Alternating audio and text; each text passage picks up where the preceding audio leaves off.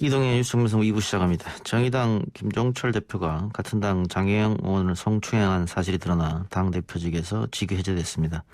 여성 인권과 성평등을 강조해온 대표적 진보정당이었기에 사회적 파장은 더 클 수밖에 없는데요.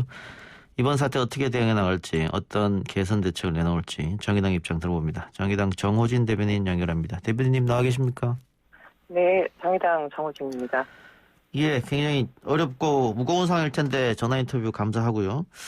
자, 많은 분들이 실망했었던 부분이 다른 정당도 아니고 정의당이었기 때문에 더 실망하고 충격으로 받아들인 것 같습니다. 예, 그럴 수밖에 없다고 저희도 인식하고 판단하고 있고요. 이루 말할 수 없는 큰 충격, 실망을 국민 여러분, 당원 여러분께 드렸습니다. 거듭 사과의 말씀 드립니다. 예. 그 직위 해제와 별개로 징계위에도 제소돼 있는 상황입니까? 예, 어제 저희가 오전에 대표단과 의원단이 논의를 했고 대표단이 결정을 해서 김종철 전 대표가 사퇴 의사를 밝혔음에도 불구하고 대표단 명의로 당기위원회, 당 징계 절차에 저희가 착수를 했고요. 예. 어제 오후 4시 30분경에 대표단 명의로 제소장을 저희 징계위원회에 접수를 해서 어제 저희는 이제 징계위원회가 당기위원회인데요. 예. 관련된 제소장 검토에 들어갔습니다. 예. 결과는 언제쯤 나옵니까? 당개회 같은 경우는 당내 좀 독립적인 기관입니다. 예. 일반적으로 봤을 때 사법기구에 해당하기 때문에 최대한 빠른 시일 내에 사태의 중요성을 감안해서 빠른 시일 내에 징계 결정이 날 것으로 저희가 판단하고 있습니다. 근데 당 차원의 징계보다는 사법적 판단을 받아봐야 되는 것 아니냐 이런 의문도 있는 것 같습니다. 저희가 어제 입장을 밝히면서 먼저 말씀드렸던 전제가 하나 있습니다. 이번 사건과 관련돼서 사태를 수습하고 해결하는 데 있어서 최우선적으로는 피해자인 장혜영 의원의 일상의 회복 그리고 의사 존중이 있어야 된다는 부분들을 밝혔고요. 우선 장혜영 의원께서는 당내 징계 절차에 착수하는 부분에 동의를 하셨지만 서사 고발과 관련된 부분에 대해서는 반대의 입장을 좀 필요하셨습니다. 그렇기 때문에 일단은 피해자인 장혜영 의원의 의사를 우선적으로 존중하는 것이 저희는 맞다고 판단했습니다. 일단 시민단체에서도 고발이 들어간 상태이기 때문에 나중에 그 부분 조금 지켜봐야 될 것 같고요. 또 너무 이게 이슈가 되고 논란이 됐기 때문에 그 구체적 피해 사실에 대해서 정의당이 너무 침묵 모드로 들어가고 있는 거 아니냐. 일반인이라면 그럴 수 있지만은 이게 정치인 또 정치적 집단에서 일어난 일인데 너무 숨기고 있는 건 아니냐 이런 또 질문들이 있었던 것 같아요. 네, 우선 이 지금 있을 수 없는 일이 발생을 했고요. 이 지금 사건 발생과 관련돼서 가해자인 김종철 전 대표가 일체의 모든 부분을 인정을 했습니다. 가해 사실을 인정을 했고요. 그렇기 때문에 사실 다툼의 여지가 없는 부분이죠. 그런 부분인데 자칫 소소한 부분에 대한 것들을 좀 밝히길 원하시는 분들이 계시나 자칫 그것이 사태의 본질을 흐릴 수도 있고요. 또 다른 2차 가해를 낳을 수 있는 부분이 있습니다. 그런 문제의식하에 일단은 가해 사실을 인정했기 때문에 저희가 그런 부분까지 세세하게 밝히는 것은 적절하지 않다. 이렇게 좀 판단을 했습니다. 예, 알겠습니다. 제가 듣기로는 또 지금 당원 게시판에 여러 가지 의견들이 오는데 탈당하겠다는 분들도 좀 계시는 것 같고 당 지도부가 전원 사퇴해야 되는 거 아니냐 이런 얘기도 있는 것 같은데요. 그 부분에 대해서는 여러 가지 의논이 나오고 있습니까? 어떻습니까? 아니라 제가 방금 전에 5시 55분에 관련된 브리핑을 했습니다. 조금 전에 좀 회의가 있었는데요. 이 상황이 지금 매우 엄중하고 막중한 상황이라는 부분들을 인식하에 비상대책회의를 운영하고 설치하기로 했습니다. 저희가 결정했고요. 비상대책회의는 대표단과 의원단이 전원 결합해서 운영되는 비상기구라고 봐주시면 되고요. 신속한 사태 수습과 해결을 위해 당 지도부가 의원단과 대표단 모두가 공동히 좀 책임을 지고 나서겠다 이렇게 좀 결정을 했습니다. 그 선거가 코앞에 다가왔는데 선거는 어떻게 준비하실 생각이십니까? 공천하면 안 된다 이런 얘기까지 나오고 있는 걸로 알고 있습니다. 일단은 정의당 같은 경우 서울과 부산시장 보궐선거 자체 일정에 돌입을 해서 실은 지난주 금요일이죠. 22일 후보 등록이 완료가 됐습니다. 근데 상상하지 못한 이런 일이 발생이 됐고요. 지금 비상대책회의를 통해 4월 보궐선거 관련된 모든 전반에 대한 부분도 다시 논의를 하기로 했습니다. 예. 다만 현재까지는 그 논의를 공식적으로 하진 않았기 때문에요. 당의 현재 절차상은 일단은 보궐선거 관련된 절차 일정에 돌입했다라고 보시면 되나, 일단은 추후에 비상대책회의를 통해서 관련된 논의가 있을 거로 예상됩니다. 창당하고 가장 위기가 아니냐 이런 진단도 있던데 혹시 동의하십니까? 네, 동의를 하고요. 있을 수 없는, 정의당으로서는 있어서도 안 된 일이 벌어졌던 부분이기 때문에 정의당으로서는 창당 이후 최대의 위기라고 저희 스스로도 진단을 하고 있고요. 예. 그만큼 큰 무게감을 갖고 오늘 대표단, 의원단 전원이 공동의 책임을 져야 된다. 그래서 사퇴 수습을 빠른 시일 내에 원만하게 잘 해야 돼서 국민적 신뢰를 다시 얻을 수 있는 발판을 마련해야 된다라는 같은 입장 하에 오늘 좀 비상대책회의를 설치 운영키로 한 것입니다. 재발 방지 대책에 대해서도 여러 가지 의견을 교환하실 거라고 생각됩니다만. 예. 어떤 게 있을까요? 일단은 어제 브리핑을 통해서도 이번 사태와 관련돼서 조직 문화에 대한 전체적인 점검이 필요하다. 진단과 점검이 필요하고 심상정 의원님께서는 밑바닥부터 전체적으로 다 점검해야 된다 이런 말씀도 하셨기 때문에 관련된 성평등을 위한 당 전반에 대한 진단과 점검을 위한 방안을 만들기로 했습니다. 오늘 당 여성위원회에서는 관련된 전수조사 등도 언급을 했는데요. 예. 지금 비상대책회의를 통해서 관련된 계획에 대한 구체적인 사업 등이 진행될 예정입니다. 예. 이번 사태 이후에 각 정당에서 나오는 논평들을 또 대변인이시니까 다 보셨을 텐데. 예. 민주당의 논평을 두고 민주당 내에서도 좀 우리가 이렇게 논평을 내도 되냐 이런 비판이 좀 있었던 것 같습니다. 어떻게 보셨습니까? 오늘 오전에 우리 유호정 의원께서도 그런 말씀을 하셨는데 저희가 이번 사태와 관련돼서 각 당에서 나온 논평과 관련돼서 저희가 정말 할 말은 많지만 가짜부터 얘기하는 건 적절하지 않은 것 같습니다. 예. 각 당도 그렇거니와 국민들이 정의당에게 하는 비판에 대해서는 저희 입장으로서는 지금 달게 받을 수밖에 없다고 생각하고 있습니다. 예. 또 하나 국민들 충격받은 것은 그래도 국회의원이라는 지위를 가지고 있으면서도 이런 일을 당했기 때문에 그렇다면은 다른 여성들은 어떨까 이렇게 해서 충격받은 것 같은데요. 네, 맞습니다. 지금 언론 보도를 통하면 장관님이 좀 쉬고 계신다는 얘기를 들었는데 정치 일정으로 복귀 얘기는 지금 아직은 나오고 있지 않죠? 지금 일단은 그 부분과 관련돼서는 제가 좀 소상하게 좀 알지는 못하고요. 조만간 아마 복귀할 것이라고 생각하고요. 무엇보다도 장혜영 의원님에 대한 이 용기에 대해서 응원하시는 분들이 많습니다. 그런 응원에 힘입어서 빠른 일상 회복이 일단은 필요한 것 같습니다. 예. 국민의힘 후보로 나선 나경원 의원은 정의당마저 정의와 멀어지는 모습이다. 인권과 진보를 외쳐온 이들의 이중성과 민낯을 더 이상 두고 볼 수 없다. 이렇게 비판했는데 방금 말씀하신 것처럼 각 당의 논평이나 이런 거에 대해서 할 얘기 없었다 말합니다만 혹시 그 선거에 악영향을 주지 않을까 또 재보궐에 또 악용될 가능성은 있지 않을까 이런 우려를 주는 분도 계신 것 같습니다. 저는 합리적인 우려라고 생각을 합니다. 예. 앞서도 가타부터 저희가 지금 코멘트를 하는 거는 적절하지 않아서 말을 지금 무척 아끼고 있지만 이번 사건 관련돼서 재보궐에 악용하려고 하는 이런 것들 움직임들이 너무나 크게 보이고 있어서 대단히 우려되는 부분이고요. 특히 국민의힘의 전신인 새누리당 등등에서 있었던 성추행, 성폭력 등을 봤을 때는 나경원 전 의원께서 이렇게 말할 입장인가 도리어 좀 반문하고 싶습니다. 예.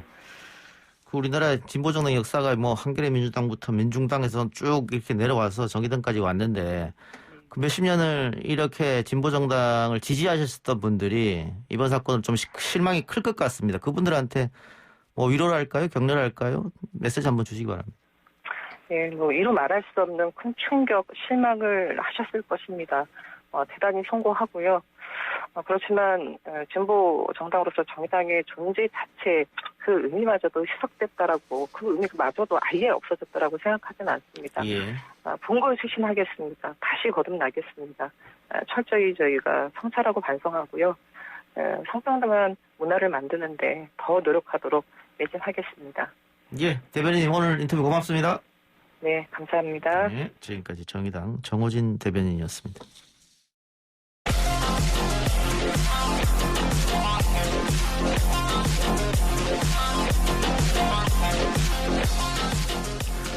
오늘 나온 뉴스들 언박싱해드리는 기자 언박싱. 오늘은 헤럴드 경제 배두원 기자 연결합니다. 배 기자님. 네, 안녕하십니까. 코로나19 상황부터 짚어주시죠. 예, 오늘 0시 기준 신규 확진자는 354명 늘었습니다. 어제 이제 437명과 비교하면 한 8명 가까이 줄어든 거고요. 완만한 감소 국면을 유지하면서 400명대 중반으로 올라선 지 다시 하루 만에 300명대로 내려왔습니다. 예, 지난달 25일에만 1000명대, 1240명 이렇게 정점을 기록한 뒤에 800명대, 600명대 점점 줄어들어서 지금 3,400명대까지 내려온 상태고요. 최근 일주일 일별 평균 확진자가 400명 이하입니다. 394.9명으로 나오는데 다만 이제 IM 선교회가 운영하는 그 비인가 교육 시설이죠. 대전의 IM 국제학교에서 127명이 무더기로 양성 판정을 받았고, 또 광주와 경기 용인시의 관련 IM 관련 TCS 국제학교라는 곳에서도 확진자가 나오고 있고, 또 다른 교회로까지 감염이 퍼지면서 추가 확산 가능성은 좀 안심할 수 없는 상황입니다. 예. 어제 오늘 300명대입니다만 사실은 이 IM 선교회발 집단 감염이 없었다면은 이틀 연속 200명대 후반을 유지할 수 있었거든요. 줄어들 수도 있었죠. 그래서 많이 좀 아쉽고 실망하신 분들이 많을 텐데, 오늘도 지금 보니까는 벌써 이 시간까지 300명 가깝기 때문에 예. 좀 많이 안타깝습니다만은, 이 IM 선교회발 여파가 심상치 않아서 일단 공식 사과는 나온 것 같습니다. 예, 그렇습니다. 이게 IEM 국제학교를 운영하는 IM 선교라는 곳에서 공식 사과를 했습니다. 그 공식 홈페이지에서 고개 숙여 사과드린다라고 공식 사과문을 올렸고요. 이게 왜 그러니까 이렇게 늦게 대처했느냐? 처음에 아이들이 발열이 발생했을 때 아이들 공간을 분리하긴 했는데 감기일지도 모른다는 생각에 초기 대응을 빠르게 하지 못했다. 이런 설명입니다. 예. 다만 이제 이런 학교 측의 판단 착오였다라는 것에는 어떠한 변명도 없다. 그러면서 또 무증상 감염자가 있을 것으로 추정을 하고 있기 때문에 질병관리본부나 중앙방역대책본부, 보건소 이렇게 모든 관련 기관들의 상황을 다 알리고 방침에 따라 진행을 하고 있다고 밝혔습니다. 말씀하신 것처럼 좀 아쉬운 게 정세균 국무총리도 아쉬움을 표현을 했어요. 3차 유행 고비를 가까스로 넘기고 조금씩 안정세로 접어드는데 좀 이런 일이 발생해서 허탈함을 느낀다면서 이 신천지나 BTJ 열방센터 사례를 교훈 삼아서 이번만큼은 속도와의 싸움에서 승리할 거다. 그러면서 방역당국한테 과하다 싶을 정도로 방역 조치에 나서달라라고 당부를 했습니다. 방금 신천지 열방센터 말씀하셨습니다만은 그 두 집단 플러스 지금 IM 선교회까지 다 결국은 다 종교시설 아닙니까? 예, 그렇습니다. 그래서 특히 자영업자들이 우리는 정부의 지침대로 다 따르고 가게문도 셧아웃 했는데 이렇게 지키는데 왜 이 종교는 이렇게 관리를 못하느냐, 이런 불만이 좀 넘쳐나는 것 같아요. 예, 사실 작년부터 조금 있어왔던 불만인데요. 또 교회는 교회 나름대로 또 우리들을 너무 이렇게 탄압하는 거 아니냐 일종의 이런 이야기도 있어서 참 이게 어떻게 보면 갈등으로 뒤따를 수도 있는 그런 상황으로 보입니다. 이 집단 감염은 어쨌든 계속해서 방역 당국에서 주시를 할 텐데 어디서 어떻게 나올지 모르기 때문에 예상하기가 힘들죠. 그렇죠. 그게 좀 문제인 것 같습니다. 알겠습니다. 정부가 거리두기 조정을 논의 중이라고 하는데요. 지금 31일까지 않습니까? 예, 그렇습니다. 예, 다시 연장을 하느냐, 혹은 5인 이상을 풀어주느냐, 이런 건데 어떻게 또 언제 어떻게 될 거라고 보십니까? 일단은 방역당국 관계자 말에 따르면 이번 주 중, 이르면 한 금요일에 좀 발표를 할 전망입니다. 그러니까 사회적 거리두기 단계도 그렇고 말씀하신 것처럼 5인 이상 이 모임 금지하는 조치가 연장될지 또는 중단될지도 함께 결정될 것으로 보이고요. 관계자 브리핑 말을 좀 들어보면 가급적 금요일에 발표하는 것을 목표로 하고 있다. 다만 일정이 확정된 건 아니다. 예. 그러면서 이제 각 협회, 단체 의견을 관계부처에서 수렴을 하고 있고 지방자치단체에서도 논의에 들어간 상황이라고 말을 했고요. 그러니까 아직 정해지지 않아서 좀 심도 깊은 회의, 또 이제 목요일까지 또 금요일까지의 상황을 보고 판단하겠다라는 말로 보입니다. 이게 사실 관심을 모으는 게 특히 설 연휴 때 어떻게 좀 될 거냐는 건데 결국 이번 금요일 날 어떻게 결정이 나오는지에 따라서 저희가 설 연휴 때 어떻게 할지도 좀 지켜봐야 될 것 같고요. 정부는 이제 설 연휴가 지나서 만약에 상황이 좀 안정화되면은 거리두기 체계 자체를 다시 한번 재편하겠다. 이런 방침입니다. 그러니까 이게 거리두기 재편을 한 번에 하는 게 아니라 또 예방 접종을 하면 또 한 번 더 해야 되고, 그러니까 몇 차례에 걸쳐서 좀 개편을 해야 할 것으로 예상한다라는 설명인데요.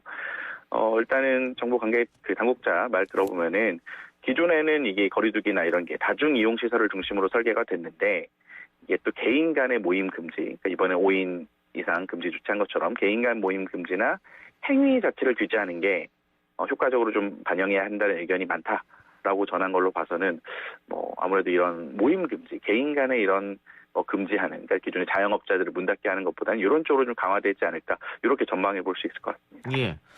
그 야당에서 좀 주장하고 있는 9시 지금 문을 닫지 않습니까? 예. 9시면은 코로나 걸리고 10시면 안 걸리냐 뭐 이런 건데. 코로나가 뭐 야행성이냐. 예. 예. 그 부분에 대한 브리핑도 혹시 있었습니까? 제가 그거는 오늘 확인하지는 못했습니다. 예. 네. 어쨌든 이것도 금요일쯤에 그럼 나오겠네요. 아마 그것도 같이 나올 것 같습니다. 예. 좀 지켜보고요. 김종철 전 정의당 대표와 같은 당 장혜영 의원 간의 성추행 사건이 있었습니다. 후폭풍도 계속되고 있는데 정의당은 오늘도 거듭 사과를 했네요. 예, 그렇습니다. 아까 좀 전에 전화 인터뷰도 했지만 오늘도 거듭 사과를 하면서 뼈를 깎는 쇄신을 외치고 있습니다. 수습에 좀 고민을 하는 모습인데요. 이게 또 일각에서는 아예 당의 존립까지 걱정하는 목소리가 좀 나오고 있는데 예. 일단은 쇄신의 출발점으로 4월에 서울 부산시장 재보궐선거 무공천, 그러니까 후보를 내지 않는 방안을 좀 유력하게 검토 중인 것으로 알려지고 있습니다. 당 내부에서는 한 80% 당원 80%가량이 무공천해야 되는 거 아니냐, 뭐 이런 분위기라는 말이 나오고요. 실제로 이제 서울시장 출마를 선언했던 권수정 후보자 역시 공식적으로 선거 운동을 중단한 상태입니다. 그러면서 아까도 말씀하셨지만 이제 시스템 개혁 방안으로 당내의 성비 사안을 전수조사하고 젠더 인권본부를 아예 독립기구화하고 또 이렇게 성폭력 방지 교육제도 전반을 좀 점검하는 거, 이런 거를 검토 중이라고 하니까 좀 지켜봐야 할 것 같습니다. 예. 장혜영 의원이 사법적으로 고소는 하지 않겠다고 했습니다만 시민단체가 고발한 것 같습니다.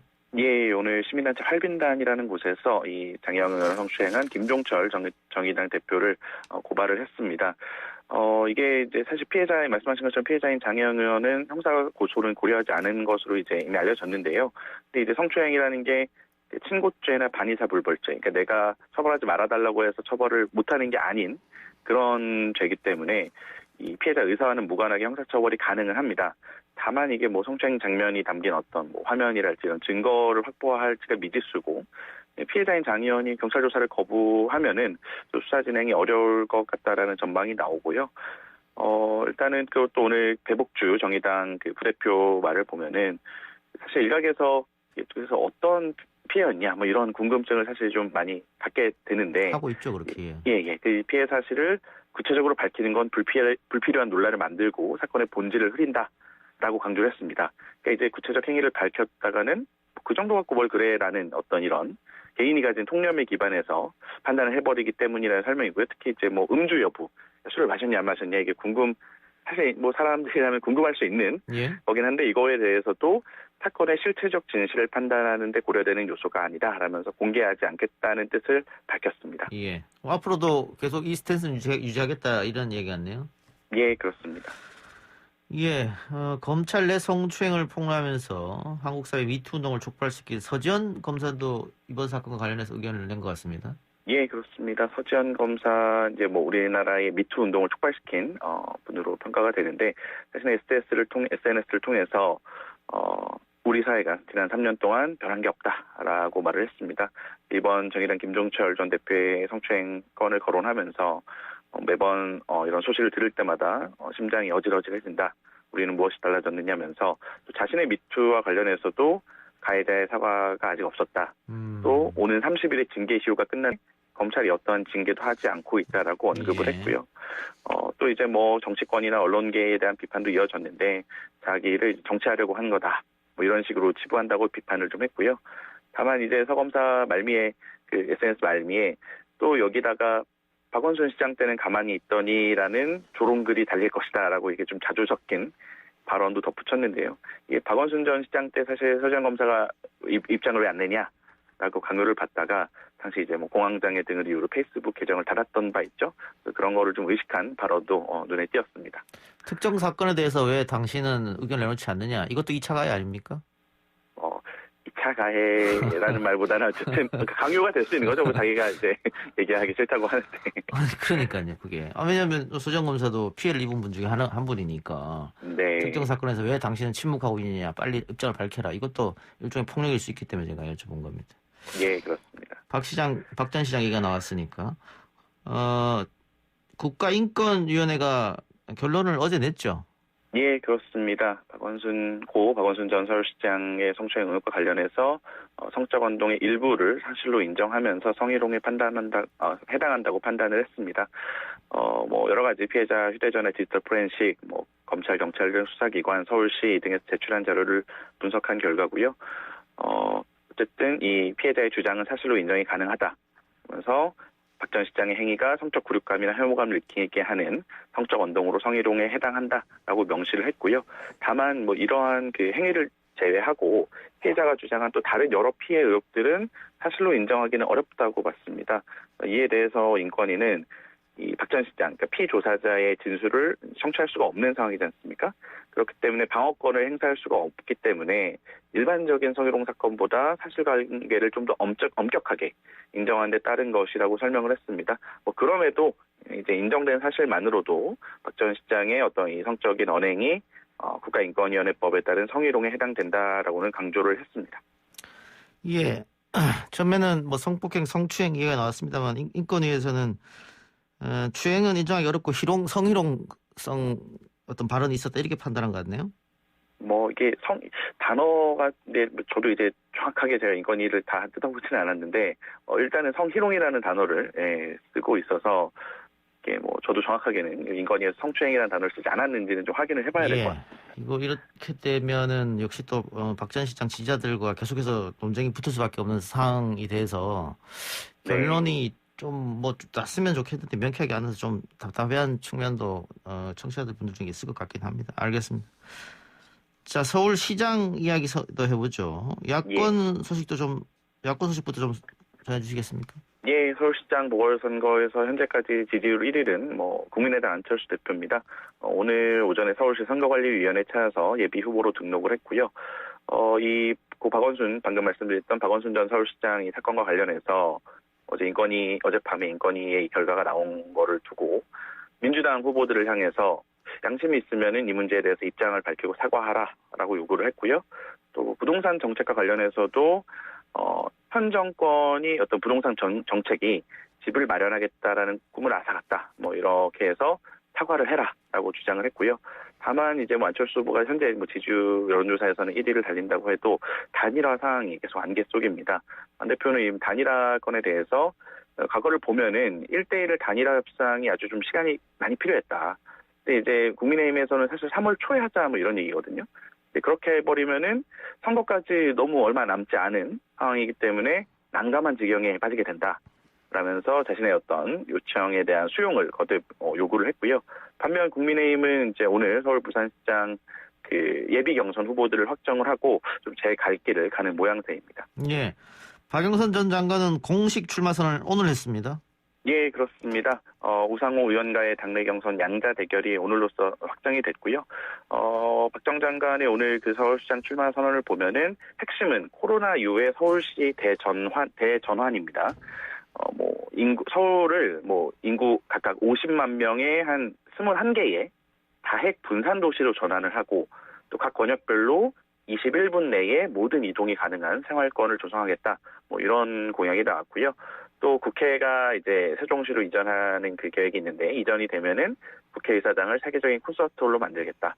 또 의원회관은 청년 창업 주거지로 만들겠다. 이런 식으로 얘기를 하면서 코로나19 이후에 서울이 디지털 경제 시대에 세계를 선도하는 도시가 될 것이라는 게 이제 출마 선언이었고요.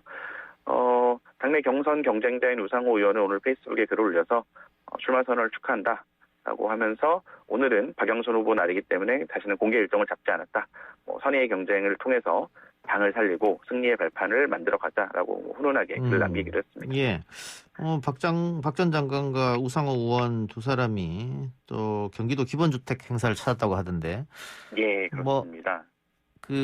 지금 차기 1위를 달리고 있는 이재명 지사에게 좀 눈두장을 찍으려 하는 게 아니냐 그런 의견도 있더라고요. 예, 뭐 사실상 눈도장을 찍으러 갔다라고 보는 게 맞을 것 같고요. 뭐 꼭 이재명 지사 본인이 아니라 이재명 지사를 지지하는 뭐 그렇겠죠. 민주당 내에 많기 때문에 결국 당내 경선을 통과하려면은 권리당원 투표도 50%가 포함되기 때문에 뭐 친이재명 지지자들에 대한 어떤 구애를 하기 위해서 갔다고 볼 수가 있을 것 같습니다. 오늘 뭐 이재명계 의원들뿐만 아니라 뭐 굉장히 많은 한 거의 20명 가까운 현역 의원들이 참석을 했더라고요. 뭐 언론에서도 이게 뭐 지지율 1위를 달리는 이재명 지사의 좀 달라진 위상이 반영된 거 아니냐 뭐 이런 평가가 나오고 있습니다.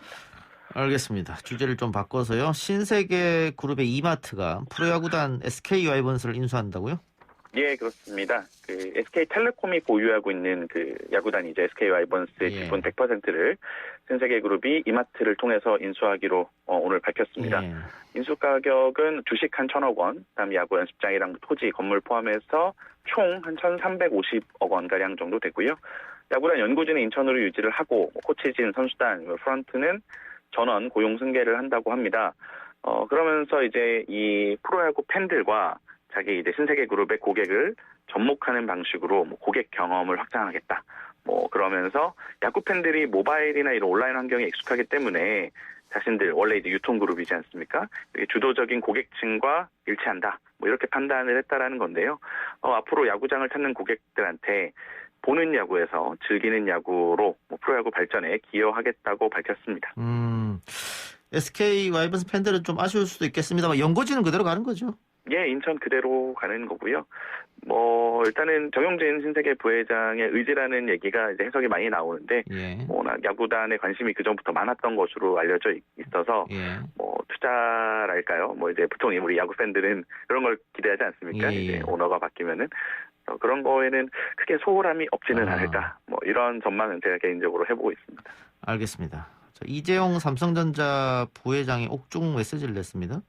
예, 그렇습니다. 국정농단 파기한 성심 재판에서 실형을 선고받고 구속 수감된 이재용 삼성전자 부회장이 오늘 전 계열사의 사내 게시판을 통해서 임직원들에게 당부의 말을 남겼는데요. 제가 처한 상황과는 관계없이 삼성은 가야 할 길을 계속 가야 한다라는 메시지입니다. 예, 지난 21일에도 사실 첫 번째 옥중 메시지가 나왔었는데 그 준법감시위원회 활동을 계속 지원할 것이고 본연의 역할을 다해달라. 뭐 이렇게 말한 이후에 두 번째 메시지고요. 삼성전자 대표이사들이 사내 내부망에 이 부회장 메시지를 대신 전한다라고 글을 올리면서 공개가 됐고요. 전 계열사 사장들 명의로 이 부회장의 메시지가 전달됐습니다.